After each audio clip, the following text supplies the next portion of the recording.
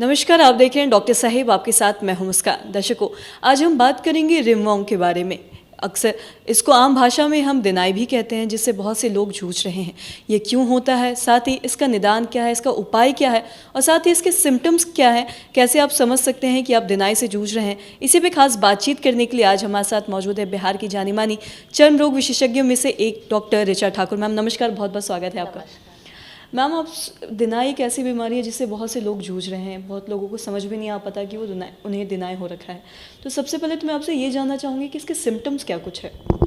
दिनाई जो commonly fungal infection है, इसके सिम्टम्स होते हैं कि जहाँ भी बॉडी में आपके पसीना अटकता है, जैसे कि वेस्ट एरिया, ग्रोइन एरिया, वहाँ पे इचिंग होती है और पैचेस बनते जाते हैं और वही स्प्रेड करते जाता है। तो फंगल इन्फेक्शन, चूँकि ये फंगस का ग्रोथ है, जहाँ जहाँ आपका बॉडी में पसीना अटकेगा तो वहाँ पे फंगस का ग्रोथ होता है और यह स्प्रेड करने वाली बीमारी है। और लोग कैसे समझ सकते हैं कि उन्हें दिनाई हो रखा है, क्योंकि अगर गर्मियों की हम बात करें तो ऐसा देखते हैं कि जो दिनाई है वो गर्मियों में ज़्यादा देखा जाता है क्योंकि पसीने की वजह से। तो कैसे वो समझ सकते हैं कि वो दिनाई उन्हें हो रखा है। अगर आपको कहीं भी इचिंग हो रही है और कुछ पैचेस दिख रहे हैं तो ज़्यादातर पेशेंट मेडिकल शॉप में जाके स्टीरॉयड क्रीम लगा लेते हैं और जब बीमारी बहुत ख़राब हो जाती है तब उन्हें लगता है कि अब डॉक्टर को दिखाना चाहिए। तो आपको कभी कहीं भी पैचेस दिखे, जो खुजली हो रही है, तो तुरंत आप अपने डॉक्टर को दिखाएं। इससे आपका ये भला होगा कि जो बीमारी 15 दिन में ठीक हो सकती है वो भविष्य में आपको 3 महीना नहीं लगेगा।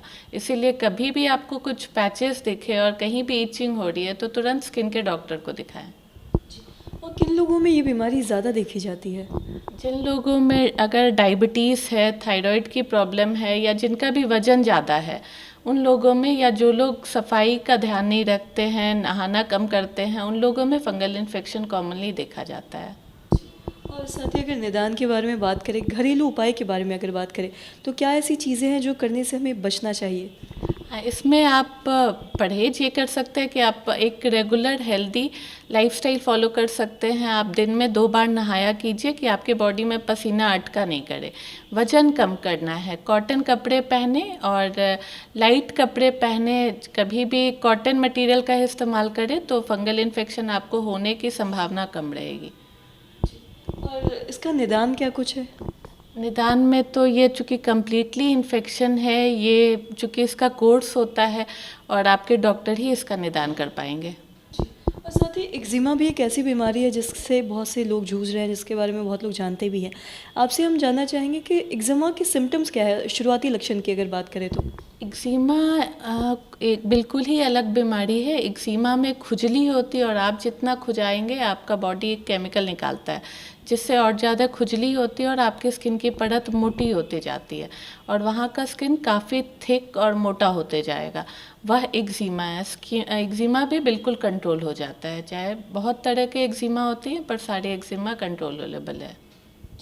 और अगर इसके सिम्टम्स के बारे में बात करें कि सिम्टम्स क्या होते हैं या फिर क्या कुछ जो शुरुआती लक्षण है, ये तो हम नहीं जाना। सिम्टम्स इसके क्या कुछ है, कैसे हम समझ सकते हैं कि हम। में इचिंग बहुत ज़्यादा होती है, इचिंग बहुत ही सिवियर होती है और इचिंग आप जितना इच करेंगे और ज़्यादा इचिंग बढ़ते जाती है।